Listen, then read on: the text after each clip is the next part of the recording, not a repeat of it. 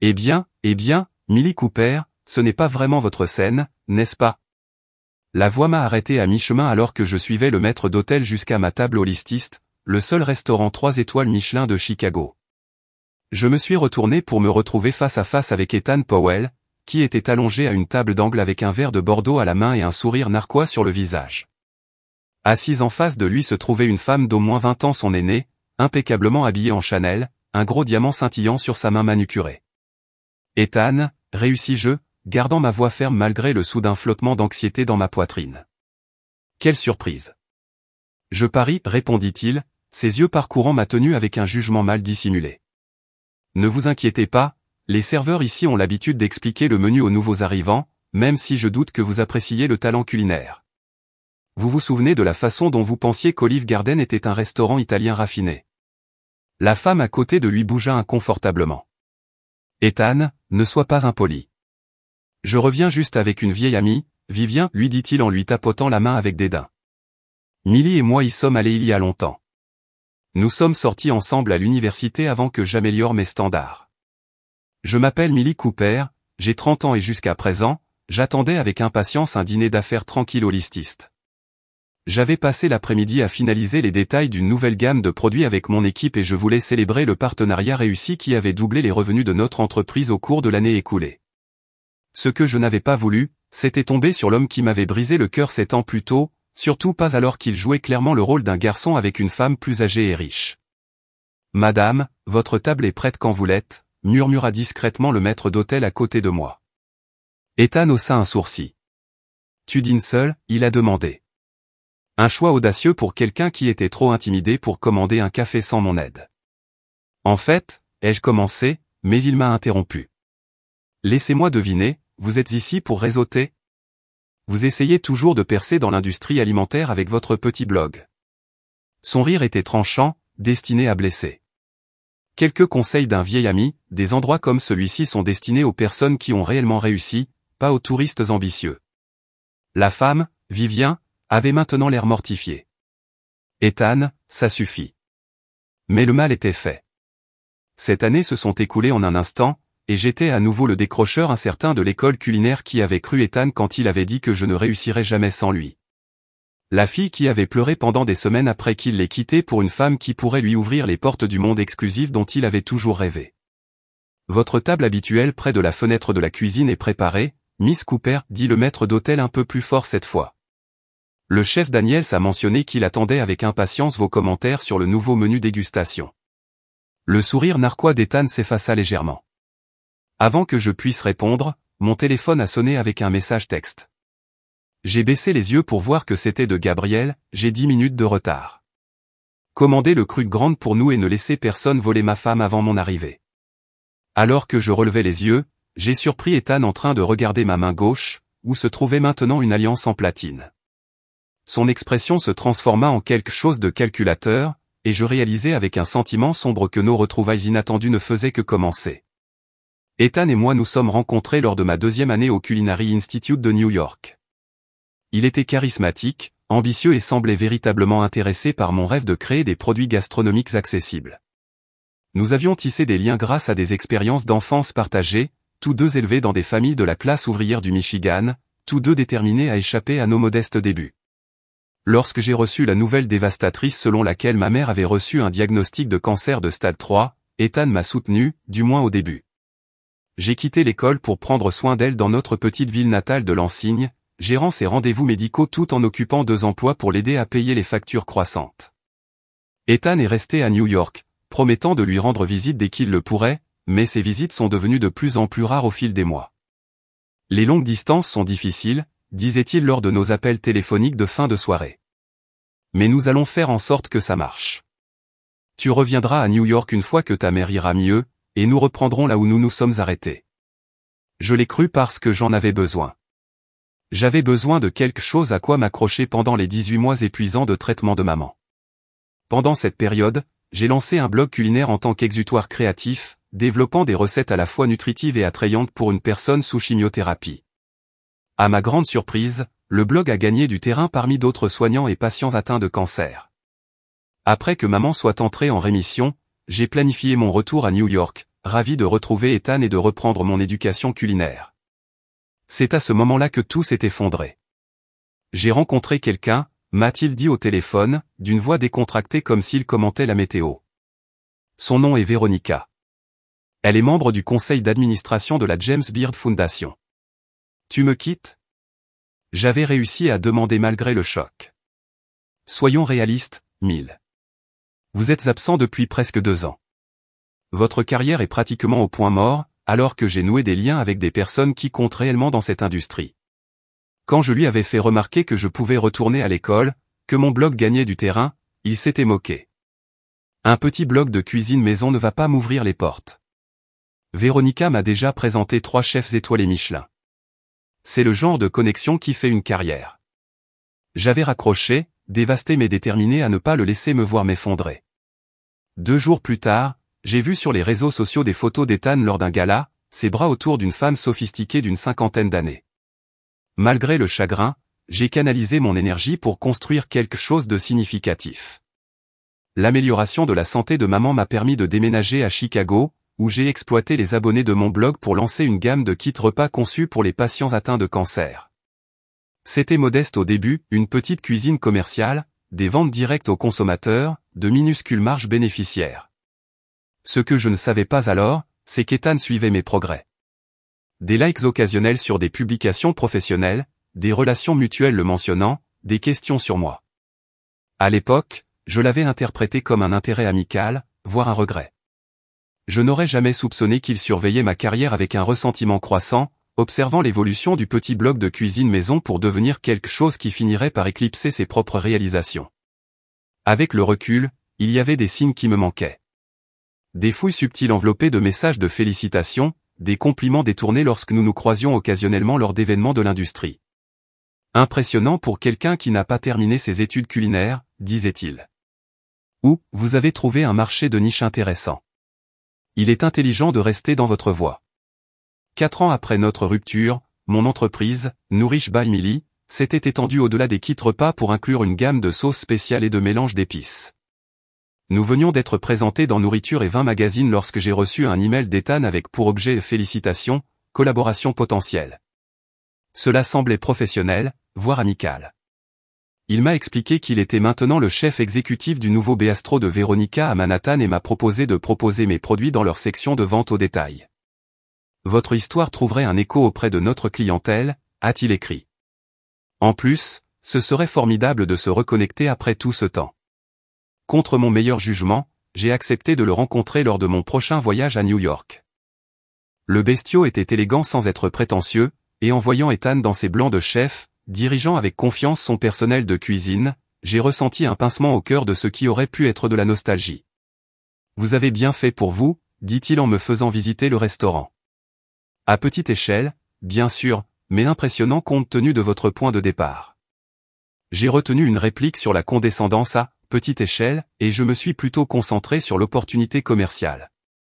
Mes produits gagneraient en visibilité sur un nouveau marché et les marges bénéficiaires semblaient prometteuses. Au cours du déjeuner, Ethan a évoqué notre temps ensemble, éditant soigneusement l'histoire pour se présenter sous un jour plus favorable. J'ai toujours su que tu avais du potentiel, a-t-il insisté. Parfois, les gens ont besoin d'espace pour grandir dans des directions différentes. Au dessert, il a proposé un partenariat exclusif. Mes produits seraient disponibles uniquement chez son bestiole sur le marché de New York pendant 1 an, avec le potentiel de s'étendre aux autres restaurants de Véronica si les ventes étaient fortes. En parlant de Véronica, risquais-je, est-ce qu'elle sera impliquée dans cette décision? L'expression d'Ethan se durcit momentanément. Véronica et moi sommes passés à une relation purement professionnelle. Elle est davantage un mentor maintenant. J'ai appris plus tard d'un contact de l'industrie que Véronica avait mis fin à leur relation amoureuse. La relation a pris fin plus d'1 an plus tôt mais a continué à soutenir sa carrière. Apparemment, elle en avait assez de son arrogance juvénile, comme l'a délicatement formulé mon contact. Nous avons finalisé les détails du partenariat au cours des prochaines semaines. J'étais prudemment optimiste quant à cette réconciliation professionnelle, me permettant même de me demander si Ethan avait véritablement mûri. Le contrat devait débuter le mois suivant avec une première commande suffisamment importante pour justifier l'augmentation de ma capacité de production. 3 jours avant le lancement, j'ai reçu un email laconique, besoin de reporter le partenariat Sindai. Circonstances imprévues. Nous vous recontacterons. Confus et inquiet, j'ai appelé Ethan à plusieurs reprises. Aucune réponse. J'ai contacté son sous-chef, qui a révélé à contre-cœur qu'Ethan avait brusquement quitté le bistrot et New York. Apparemment, il avait accepté un poste dans un complexe hôtelier haut de gamme à Aspen, travaillant pour une autre femme riche et âgée qui avait été impressionnée à la fois par ses talents culinaires et par son charme. L'augmentation de la capacité de production dans laquelle j'avais investi menaçait désormais de mettre mon entreprise en faillite. Des milliers de dollars en emballage spécialisé, exclusivement pour les étiquettes Veronica's Bistro, se trouvaient dans mon entrepôt inutilisable. 3 nouveaux employés, embauchés spécifiquement pour augmenter la production, risquaient d'être licenciés. Lorsque j'ai finalement contacté Ethan une semaine plus tard, sa réponse a été d'une insensibilité à couper le souffle. Les opportunités commerciales changent. Vous devriez le savoir mieux que quiconque. C'est peut-être un signe que vous devriez vous en tenir à votre petit blog et à vos kits repas. Tout le monde n'est pas fait pour la cour des grands. Ce soir-là, j'étais assis dans mon bureau, entouré de factures d'équipements que je ne pouvais pas me permettre et d'obligations salariales que je ne pouvais pas respecter. Réalisant qu'Ethan n'avait pas changé du tout, il était toujours le même opportuniste égoïste, prêt à piétiner n'importe qui, y compris moi, surtout moi, pour faire avancer ses propres intérêts. Pour la première fois depuis notre rupture, je me suis permis de pleurer sur Ethan Powell, non pas pour l'amour perdu mais pour ma propre folie de lui faire à nouveau confiance. Une fois les larmes séchées, elles furent remplacées par une détermination froide et claire. Je sauverai mon entreprise, les emplois de mes employés et ma réputation. Et je ne permettrai plus jamais à Ethan d'avoir un impact sur ma vie. Ce que je n'avais pas réalisé à ce moment-là, c'est que nos chemins étaient destinés à se croiser à nouveau dans des circonstances qu'aucun de nous n'aurait pu prédire. L'effondrement du partenariat avec Ethan a presque détruit tout ce que j'avais construit. Il me restait 2 semaines de fonds de roulement, des milliers de dettes et un entrepôt rempli de produits inutilisables. En désespoir de cause, j'ai contacté tous les contacts de mon réseau, à la recherche de canaux de distribution alternatifs. La plupart des réponses étaient sympathiques mais inutiles jusqu'à ce que je reçoive un appel de Maya Jensen, une ancienne abonnée au blog qui travaillait maintenant dans le développement de produits pour Oul Harvest, une chaîne d'épicerie nationale connue pour présenter des marques artisanales. Je suis votre entreprise depuis l'époque du blog, a déclaré Maya. Envoyez-moi des échantillons de tout ce que vous avez, y compris la gamme Bistro. Je pense que cela correspond à nos magasins haut de gamme. C'était une bouée de sauvetage, mais à peine. Même si Oul Harvest récupérait mes produits, le délai d'intégration de nouveaux fournisseurs prenait généralement des mois. J'avais besoin d'une solution dans quelques semaines. J'ai pris la décision difficile d'être transparent avec mon équipe. Je t'ai laissé tomber, ai-je admis lors de notre réunion d'urgence. J'ai laissé une connexion personnelle obscurcir mon jugement commercial, et maintenant notre entreprise est en danger. À ma grande surprise, au lieu de colère ou de résignation, j'ai été accueilli par de la détermination. Ma petite équipe s'est mobilisée, proposant des mesures de réduction des coûts et des sources de revenus alternatives. Clara, notre responsable marketing, a suggéré une campagne destinée directement aux consommateurs, en tirant parti de mon histoire personnelle, y compris de la trahison d'Ethan. Les gens se connectent avec l'authenticité, a-t-elle insisté. Une campagne Sauver Nourrir pourrait générer des flux de trésorerie immédiats tout en garantissant une distribution à long terme. Je me sentais inconfortablement vulnérable, mais j'ai accepté. Nous avons lancé une vidéo sincère expliquant notre situation, proposant des offres groupées spéciales de nos produits avec des réductions de précommande importantes. La réponse a été immédiate et écrasante. Des clients fidèles, des adeptes du blog et des groupes de soutien contre le cancer se sont mobilisés pour nous soutenir. Alors que nous nous précipitions pour honorer les commandes, Maya nous a appelés pour nous annoncer une nouvelle inattendue. Oul Harvest souhaitait accélérer la diffusion de nos produits pour sa vitrine des fêtes, nous présentant dans 30 emplacements haut de gamme. Ce n'était pas une solution complète, mais combinée aux ventes directes, cela nous maintiendrait à flot. Alors que les choses s'amélioraient, j'ai reçu un email provenant d'une adresse inconnue, vivant.argrovev@argrovetti.com. Mademoiselle Cooper, j'ai récemment dégusté votre sauce tomate rôtie au feu chez un collègue et j'ai été impressionné à la fois par le produit et par l'histoire d'origine de votre entreprise. Arov Hospitality étend ses restaurants hôtels-boutiques pour proposer davantage de produits artisanaux avec des récits significatifs. Je pense que votre gamme conviendrait parfaitement au nouveau concept de notre site de Chicago. Si vous souhaitez discuter d'un partenariat potentiel, je suis disponible pour vous rencontrer la semaine prochaine. Cordialement, Vivien Hargrove, PDG, Hargrove Hospitality Group. Le nom me paraissait vaguement familier, mais je n'arrivais pas à le situer. Une recherche rapide sur Google a révélé que Vivien Hargrove était une figure respectée de l'hôtellerie de luxe, avec un portefeuille d'hôtels et de restaurants haut de gamme dans tout le Midwest. Cela pourrait être l'opportunité révolutionnaire dont nous avions besoin. Nous nous sommes rencontrés le mercredi suivant dans son bureau donnant sur Michigan Avenue. Vivien était aimable, sophistiqué et possédait une connaissance impressionnante de mes produits et de l'histoire de mon entreprise. J'ai suivi votre parcours avec intérêt, dit-elle. Votre résilience est admirable. La réunion s'est exceptionnellement bien déroulée. Vivien a proposé de présenter ma gamme complète de produits à The Artisan, son hôtel-restaurant phare à Chicago, avec une extension potentielle à toutes les propriétés de Hargrove si le lancement initial réussissait. Nous nous préparons à relancer The Artisan avec un nouveau concept et un nouveau chef exécutif, a-t-elle expliqué. Vos produits correspondent parfaitement à notre vision. Les conditions qu'elle a proposées étaient équitables, le calendrier agressif mais gérable. Cela semblait presque trop beau pour être vrai, jusqu'à ce que nous finalisions les détails et que Vivien mentionne avec désinvolture son chef exécutif.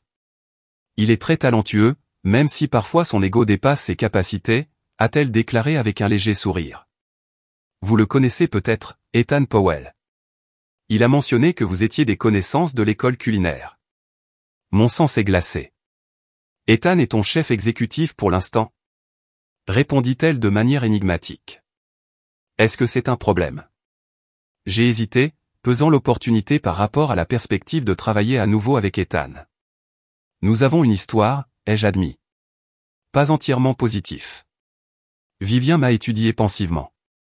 Je m'en doutais d'après sa réaction lorsque j'ai mentionné qu'il envisageait vos produits. Peut-être pourriez-vous développer? Je lui ai donné une version condensée de notre passé, y compris l'échec du partenariat. À ma grande surprise, elle n'a pas semblé choquée. Cela confirme certaines inquiétudes que j'avais concernant le jugement professionnel d'Ethan, dit-elle prudemment. Néanmoins, je vois dans vos produits un potentiel indépendant de toute complication personnelle. Nous avons conclu un accord et je suis reparti avec un optimisme prudent.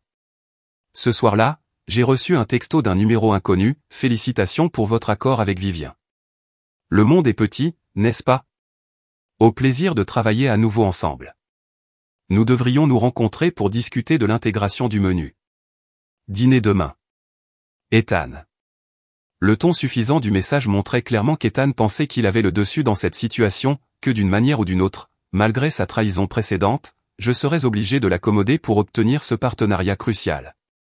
Ce qu'il ne savait pas, c'est que je n'étais plus la même femme qui lui avait fait confiance 2 fois et en avait payé le prix. Cette fois, je serai prêt. J'ai accepté de rencontrer Ethan dans un bistrot décontracté ou en territoire neutre où nous pourrions discuter du partenariat de manière professionnelle. Quand je suis arrivé, il était déjà assis, son expression suffisante alors qu'il me regardait approcher. Millie me salua-t-il en se levant légèrement. Tu as l'air bien. L'hésitation était délibérée. Une critique subtile de ma simple robe noire et de mon maquillage minimal. J'ai refusé de mordre à l'hameçon. Merci de m'avoir rencontré, répondis-je, gardant mon ton professionnel. Je pense qu'il est important que nous établissions des paramètres clairs pour cette collaboration. Ethan fit signe au serveur de lui demander un autre verre de vin. Toujours aussi sérieux. Détends-toi, Mill.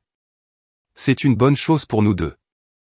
Vos petites sauces ont le prestige d'un restaurant Hargrove, et je peux aider un vieil ami. Ed. J'ai haussé un sourcil. Choix de mots intéressant, compte tenu de notre histoire. Il eut la décence de paraître légèrement gêné. Histoire ancienne.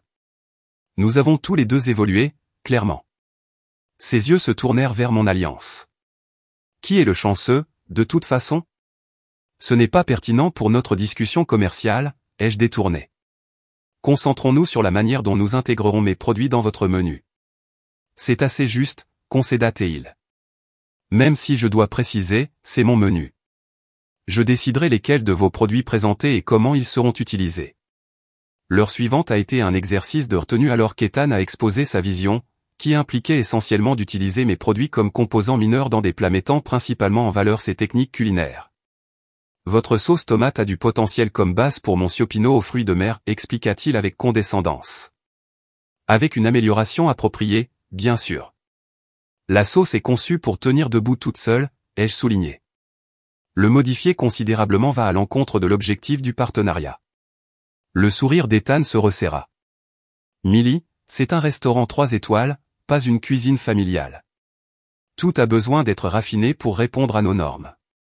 À la fin du dîner, il était clair qu'Ethan avait l'intention de minimiser la présence de mes produits tout en tirant parti du partenariat pour sa propre réputation. Alors que nous nous préparions à partir, il a porté le coup final. Encore une chose. Vivien a suggéré que nous fassions quelques apparitions conjointes dans les médias pour promouvoir le lancement.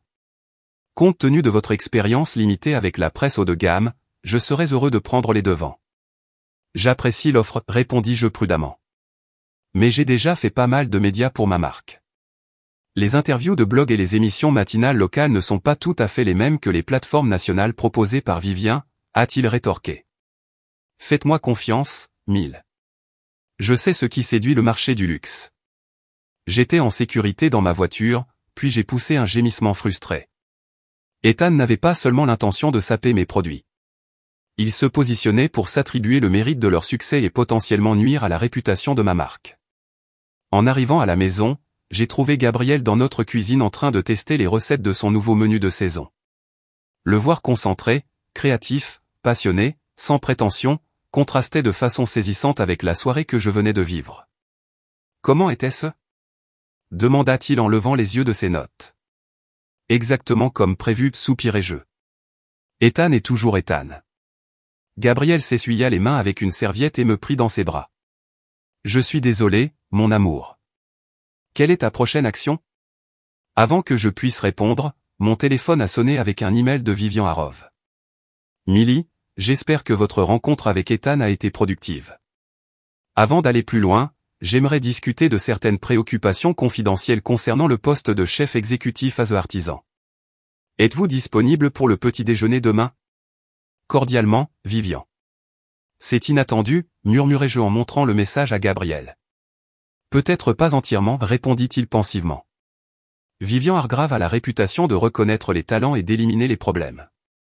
La question est de savoir dans quelle catégorie elle vous a placé et laquelle occupe Ethan.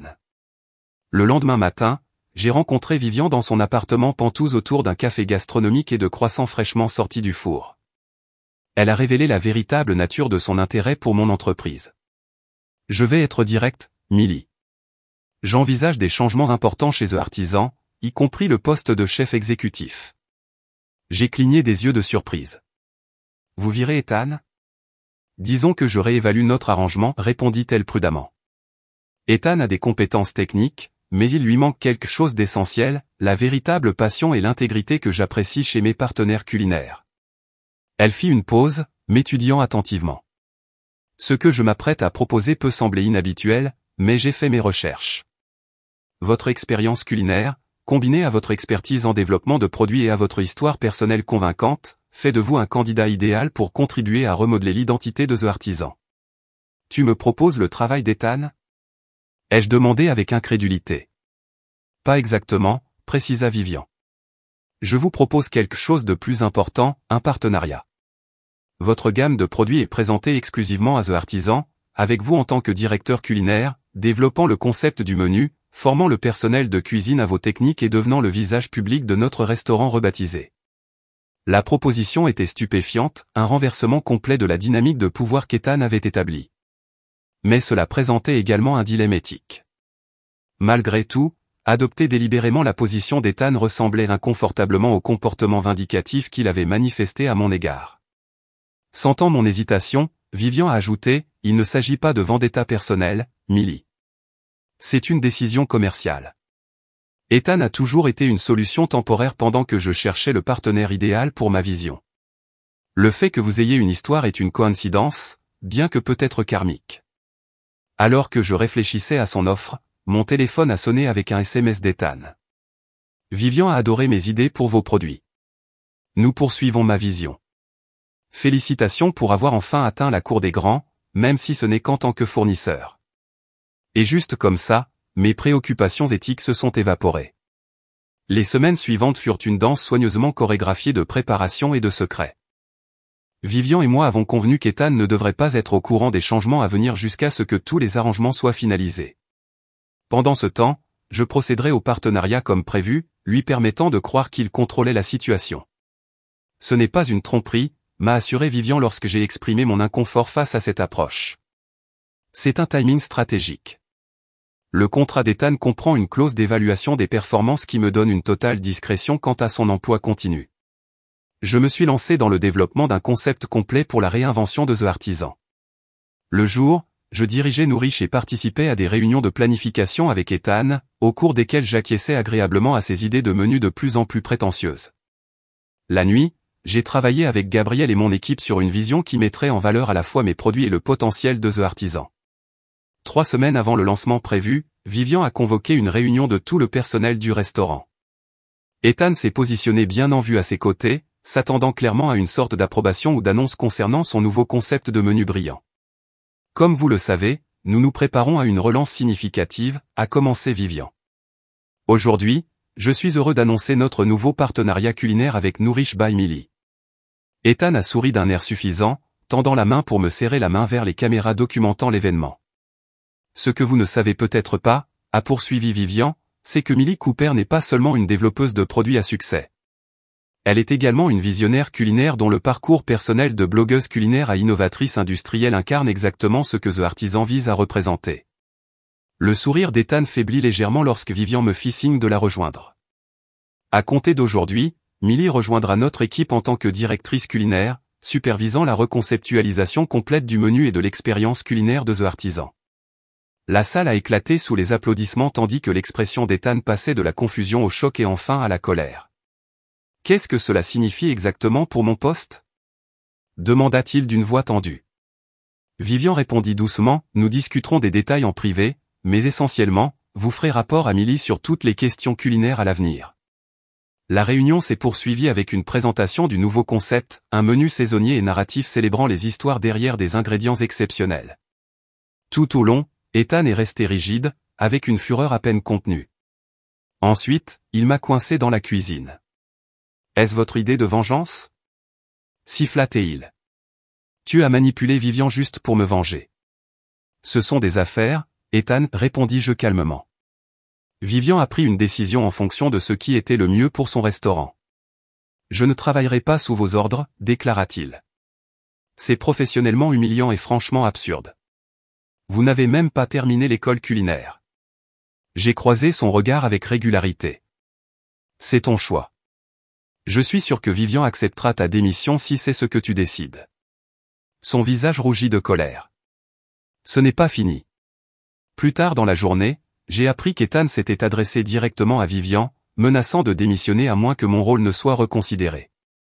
À ma grande surprise, elle avait accepté sa démission sur le champ et l'avait annoncé au personnel de cuisine. Le timing est malheureux, m'a-t-elle dit au téléphone, mais c'est peut-être pour le mieux. Une rupture nette nous permet d'avancer sans tension persistante. Même si j'étais d'accord en principe, le départ brusque d'Ethan a créé des défis pratiques immédiats. Le chef sous-chef était compétent mais inexpérimenté en matière d'élaboration de menus. Le personnel de cuisine, habitué au style autocratique d'Ethan, semblait incertain quant à la nouvelle hiérarchie. Et plus important encore, nous disposions désormais de moins de 3 semaines pour finaliser et tester un tout nouveau menu avant la relance très médiatisée. J'ai convoqué une réunion d'urgence avec mon équipe Nourish et Gabriel, expliquant la situation. Je dois être sur place à l'Artisan à plein temps jusqu'à ce que ce problème soit résolu, ai-je conclu. Pouvez-vous gérer les choses ici ? Ils m'ont assuré qu'ils pourraient gérer temporairement les opérations de Nourish, mais Gabriel avait l'air inquiet. Vous vous engagez dans un calendrier impossible, a-t-il prévenu. Même les équipes de restauration établies ont besoin de moi pour développer et perfectionner de nouveaux concepts. Je n'ai pas de moi, répondis-je. Cette opportunité ne se représentera plus. Les 20 jours suivants ont été les plus intenses de ma vie professionnelle. J'ai pratiquement vécu chez The Artisan, travaillant aux côtés du personnel de cuisine pour développer et affiner des plats qui racontaient une histoire cohérente tout en présentant mes produits de manière biologique dans le menu. Les progrès ont été inégaux, compliqués par la résistance passive de quelques membres du personnel fidèle à Ethan. Juste au moment où nous semblions trouver notre rythme, la catastrophe est survenue. Une semaine avant la relance, le critique gastronomique et influenceur Dominique Walsh a publié un aperçu exclusif des problèmes de The Artisan sur son blog très suivi. Des sources proches de The Artisan font état de conditions chaotiques suite au départ inattendu du chef exécutif Ethan Powell. La propriétaire Vivian Hargrave l'aurait remplacé par Millie Cooper, une économiste domestique sans formation culinaire formelle ni expérience en restauration. Les initiés de l'industrie sont sceptiques quant à ce choix non conventionnel pour l'un des établissements de restauration les plus prestigieux de Chicago. Le poste dommageable, clairement alimenté par Ethan, faisait déjà le buzz dans les milieux culinaires. Les annulations de réservations ont commencé à affluer et plusieurs fonctionnalités médiatiques prévues ont été suspendues en attendant le lancement effectif. Vivian m'a appelé à son bureau, son expression grave. C'est problématique, Millie. L'industrie hôtelière repose autant sur la perception que sur la réalité. J'acquiesçai, ressentant une sensation familière de naufrage. Une fois de plus, Ethan avait trouvé le moyen de me saboter, alors que le succès semblait à sa portée. Mais cette fois, j'ai refusé d'accepter la défaite. Donnez-moi 24 heures, ai-je dit à Vivian. Je pense que je sais comment inverser la tendance. 7 ans après qu'Ethan m'a abandonné pour Véronica, je célébrais le 2e anniversaire de la relance extrêmement réussie de The Artisan. Ce qui avait commencé comme une crise s'est transformé en triomphe. Ma solution d'urgence au message dommageable de Dominique Walsh avait fonctionné. Le message consistait à organiser un dîner d'avant-première intime pour certains écrivains culinaires et influenceurs des médias sociaux, leur permettant de découvrir le nouveau concept par eux-mêmes plutôt que de se fier aux rumeurs. Le menu authentique et basé sur une histoire avait trouvé un puissant écho, générant le buzz positif dont nous avions besoin pour survivre à la controverse initiale. 2 ans plus tard, The Artisan possédait sa propre étoile Michelin et mon rôle élargi de directeur culinaire de tous les restaurants à Rove avait fait de moi une figure reconnue du secteur. Je dînais en ce moment avec Gabriel, mon mari depuis 18 mois, au lististe pour célébrer à la fois notre réussite professionnelle et notre actualité récente. Nourished by Millie venait d'être acquis par une grande entreprise alimentaire pour une somme qui assurerait notre sécurité financière à vie. C'est alors que je l'ai repéré, Ethan, assis près de l'entrée avec une femme nettement plus âgée dégoulinante de bijoux coûteux. Il avait essentiellement le même aspect, peut-être un peu plus épais au milieu, ses traits autrefois enfantins étant désormais aiguisés par l'ambition et la déception. Lorsqu'il m'a remarqué, son choc initial s'est rapidement transformé en un ricanement. Après s'être excusé auprès de son compagnon, il s'est arrêté à notre table. Eh bien, Millie Cooper, dit-il d'une voix traînante, ignorant visiblement Gabriel. Ce n'est pas vraiment votre scène, n'est-ce pas? Vous jouez toujours le rôle de directeur culinaire au Vivian S. Little Restaurant. Avant que je puisse répondre, Gabriel a tendu la main. En fait, c'est Millie Daniels maintenant. Je ne crois pas que nous nous soyons rencontrés officiellement. Gabriel Daniels. Le front d'Ethan se plissa légèrement alors qu'il serrait à contre-cœur la main de Gabriel. Daniels, pourquoi cela vous semble-t-il familier? Peut-être parce que je suis propriétaire de ce restaurant, répondit agréablement Gabriel, entre autres. La couleur du visage d'Ethan disparut tandis que la compréhension commençait. Tu es ce Gabriel Daniels, le Gabriel Daniels? C'est pareil, confirma Gabriel en glissant son bras autour de ma taille.